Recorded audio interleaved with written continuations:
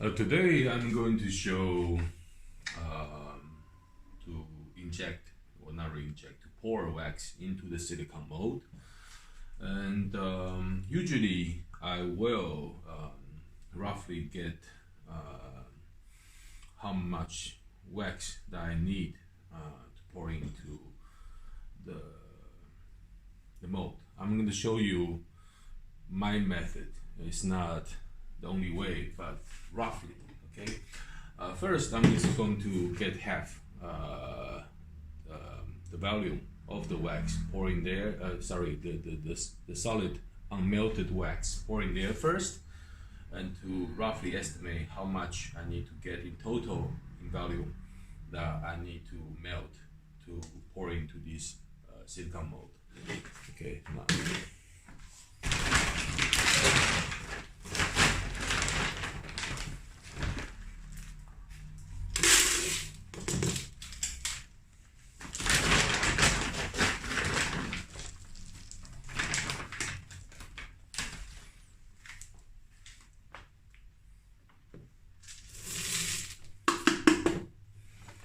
So, this is probably almost half. So usually I will do 2.5 of the volume that I have here, the wax. It's all estimate because you can see there are gaps between the wax palette. So that's why I will double the volume, but plus a little bit more, because you always have more. Better have to have more than less. Okay. So now I pour back the wax.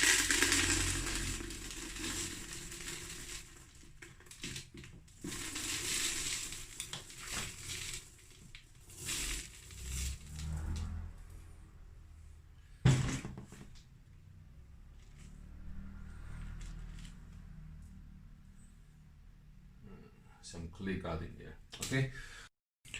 Now the next step I'm going to do is to before I melt the wax, I'm going to thinly coat the surface with separation agent. Otherwise, it will be tough to get the wax once you pour in there. So yeah. So from now on, I will do time lapse, so it'll be faster. Otherwise, you're going to just see me doing brushing.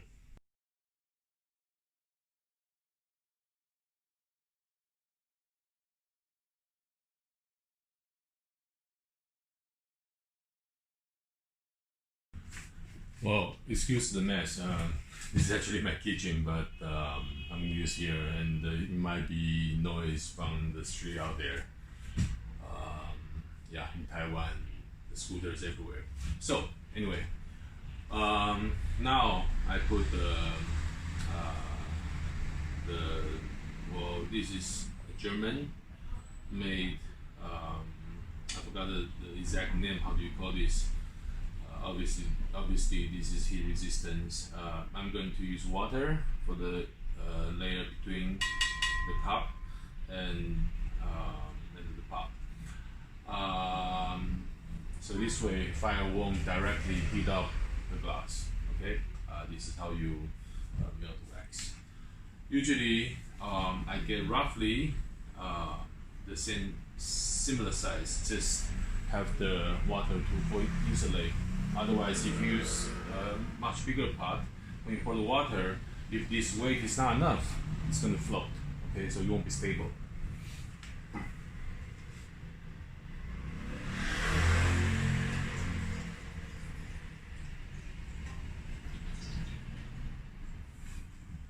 As you can see, it still floats a little bit, but now I'm going to add wax in there. It should be okay. Yeah.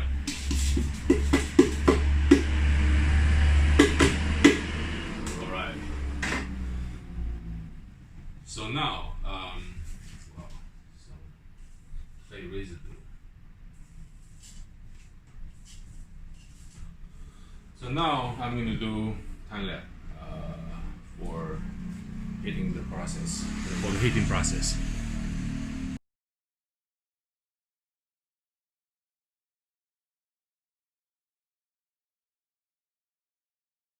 As you can see, the wax that's closest to the surface of the glass already melt, and I will somehow fasten this process that bring the wax from the middle to the edge of the that's adjacent to the glass. Okay.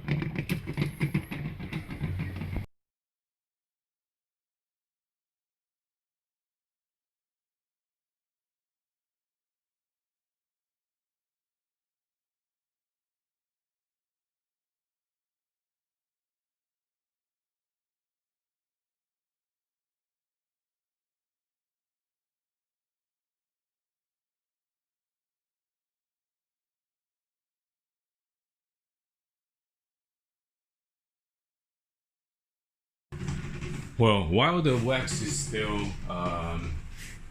heating up, nowadays you can buy the prefabricated candle wicks. However, this prefabricated one, they are short.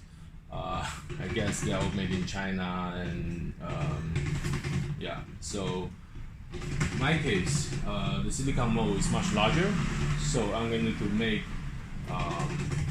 candle wicks by myself. It's easy. What you need to do is get cotton, any cotton rod, and go through the wax. Then it will become a candle wicks. So what you do is you need something with a loop. So when you go in there, you can dip in there, then you can start to pull, but push this end into the wax, so the thread will dip into the wax at all time. Okay, then we can straighten later.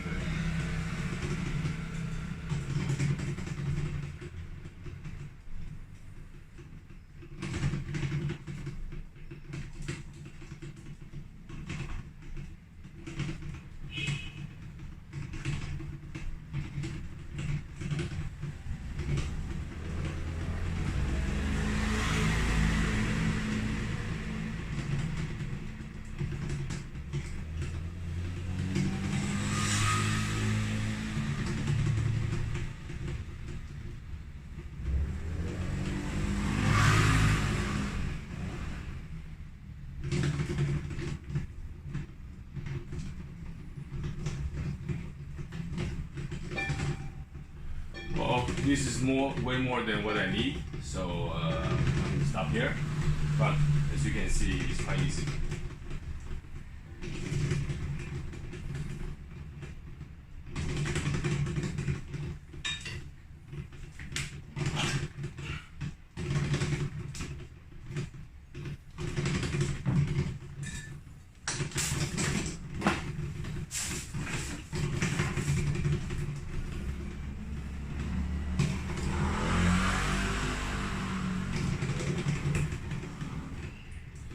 So I'm going to leave the whole thing intact right now, and I will cut it at the end after I pour in the wax. Okay.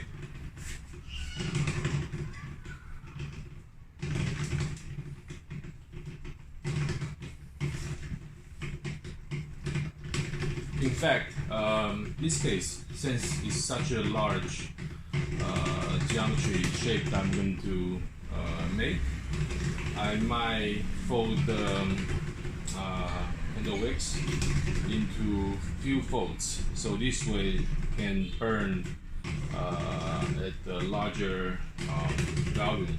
However, you can also do few sections, so they are separating apart, so you won't only focus only in the middle.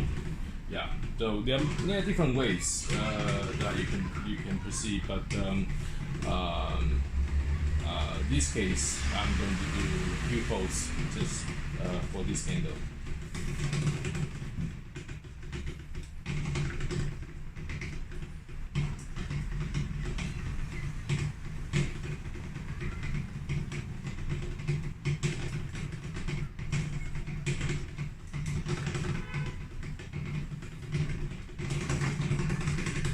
So as for the lengths, I'm going to do extra, somehow a little bit more extra. So this way it's easier to hold it when you pour in the wax. And now I'm going to dip this end so they can get intact. We can stick to each other.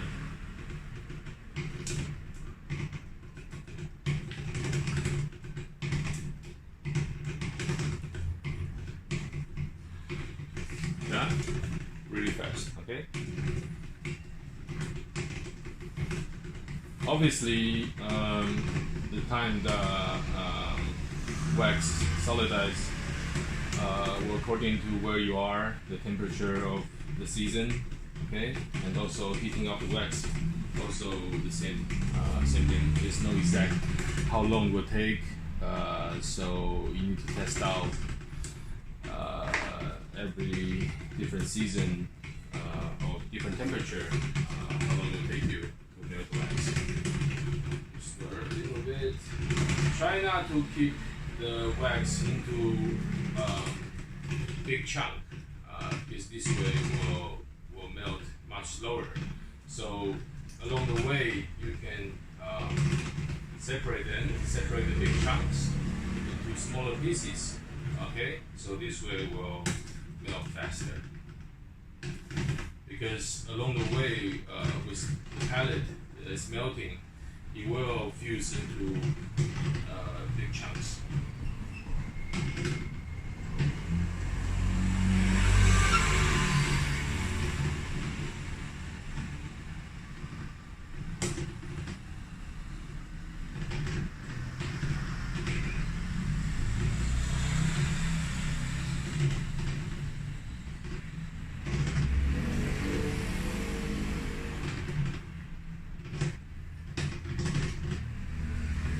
And with the silicone, well,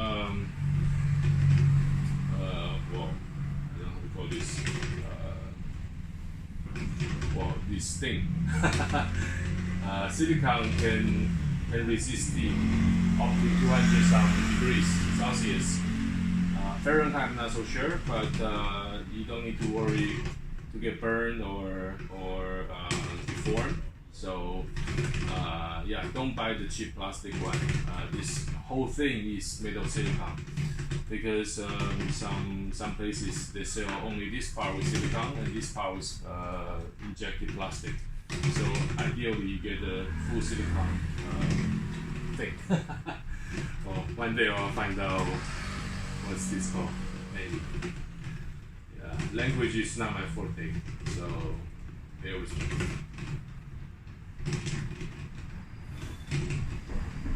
I think a couple more minutes, it will melt. I'm gonna stop here because it just takes time to melt.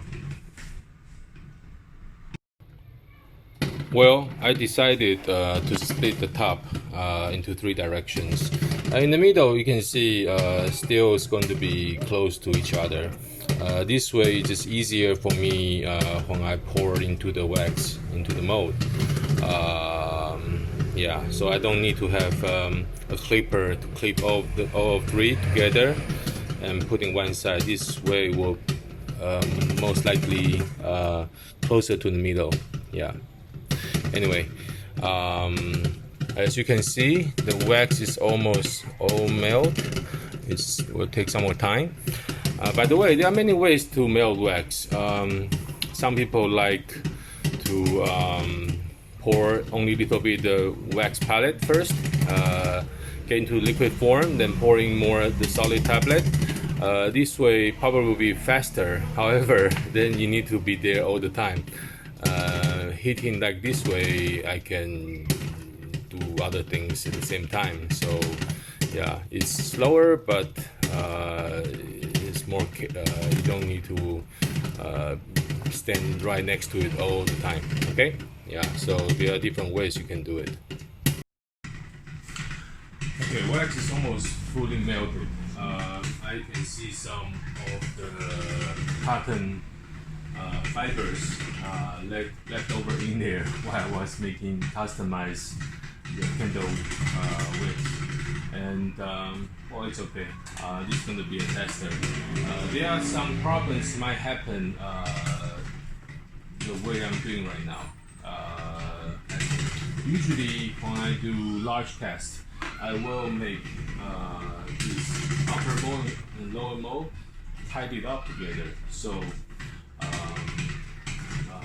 whatever the liquid you pour in there will not somehow expand and leak through the mold.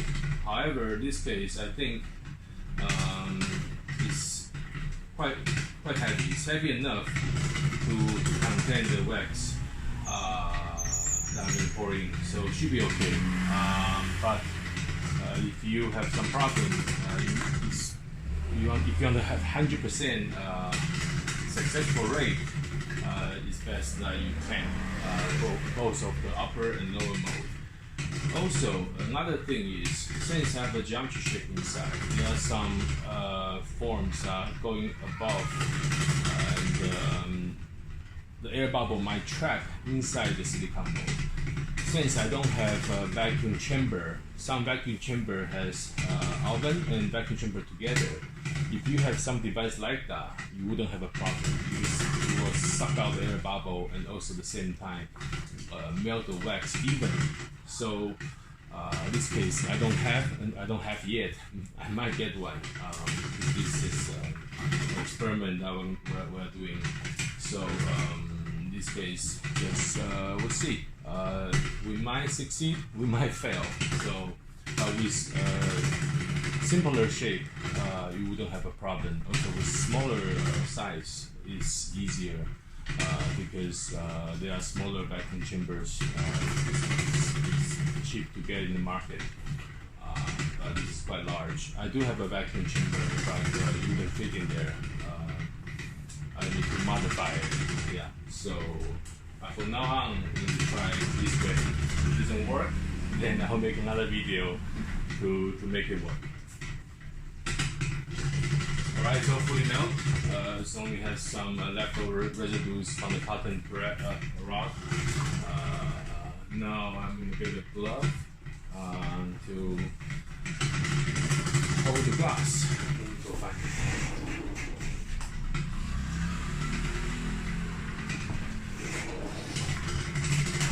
So ideally, don't use something like this. It's better to have a proper glove to use, but I don't have. Okay, so first turn off the fire and pouring the wax slowly. Okay, it's very important. Pouring slowly.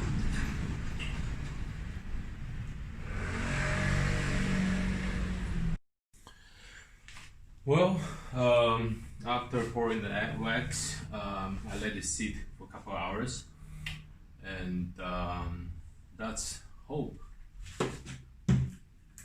Come out. You never know. This is like I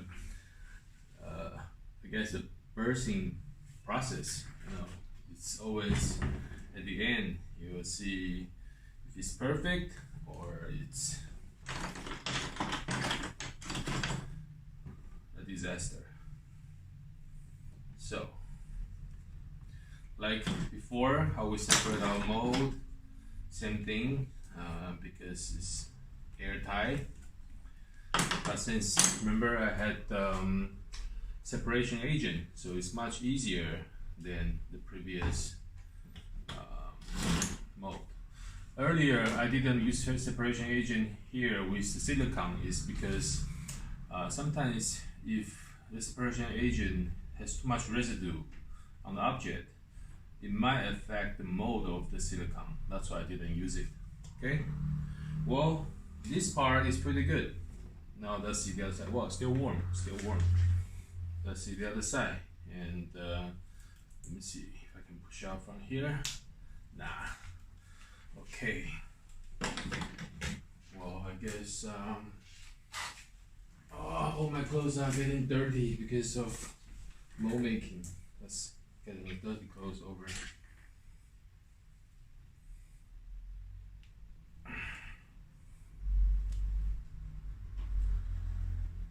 Yeah, it's much tighter here.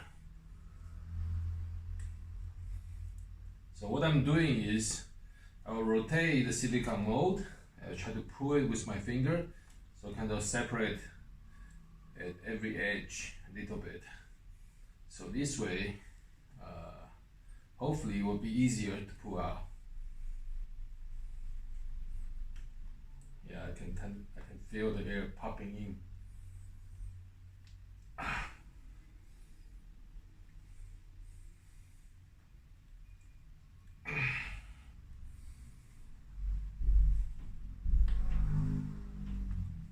But usually people don't make such a big candle. Well, I like to challenge myself, so I made a disaster. So what happened is earlier I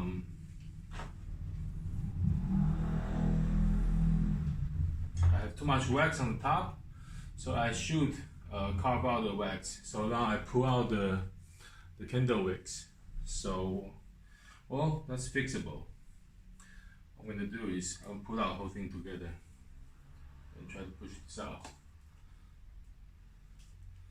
So what I will do is later I will melt this part, and I can use iron rod, whatever, but it's going to be messy.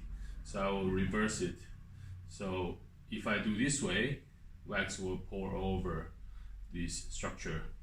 So I'll reverse it, so I will somehow hollow out the middle part, then pour in liquid wax and put this back in again. Anyway, in general, it's pretty successful. As you can see, voila. There are some clay left over from the mold.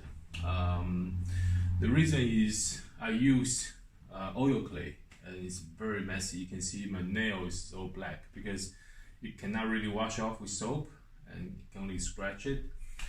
Yeah, you'll probably take a few times to get it clean. But this case, it's easy to clean this wax off this.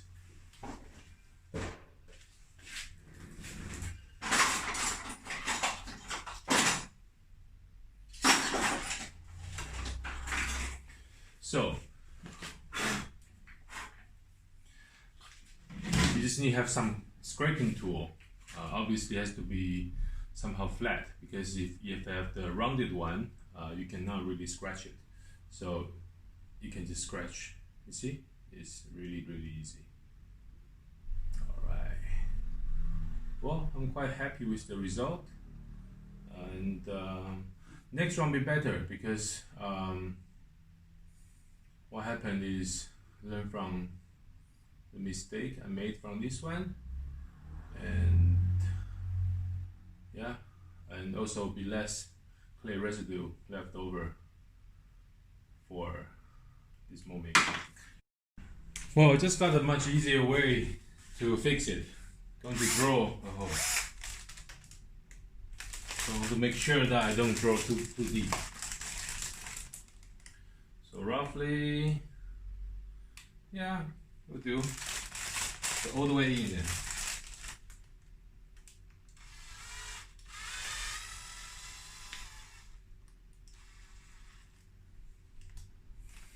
Wow, still really soft inside. I guess outside is already hardened, but inside is still warm. So yeah, that's another reason why it's easy for me to pull this while I'm breaking the mold. So yeah, I need to heat the wax again to pour in.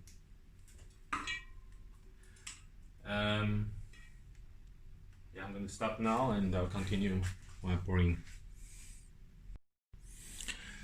Okay, since I just need a little bit, so it's still mostly solid. I just want to make sure that I don't pull the whole thing over. Anyway, give it a try. Lazy. So now I'm gonna pour the wax very carefully into the hole. I draw a little bit bigger.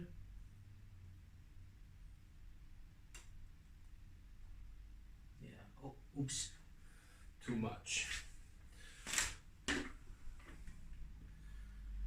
Well, I guess when I burn the candle, it's gonna happen this way.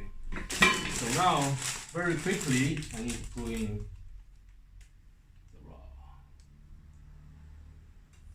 Since I did pull out straight, so it's easier for me to put back in there. Well, it might not be all the way in because the draw bit is not long, but let's call it a day. So let's see the effect when this candle light up. Well, I'm free holding my phone, so could be a little bit shaky.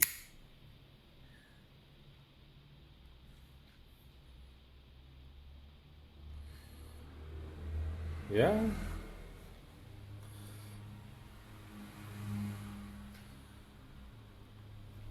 A geo candle is born.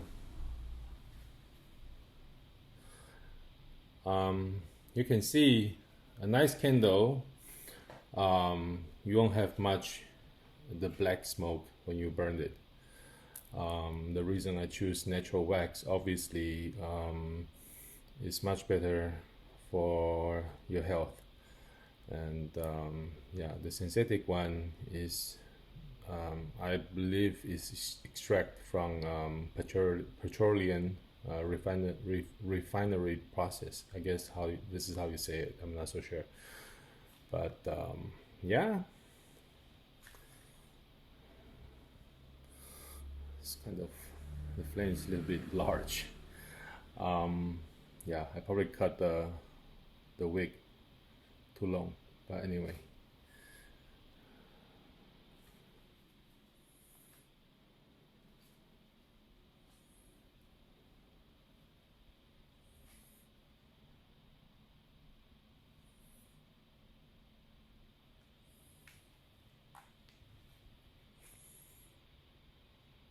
Thank you for watching.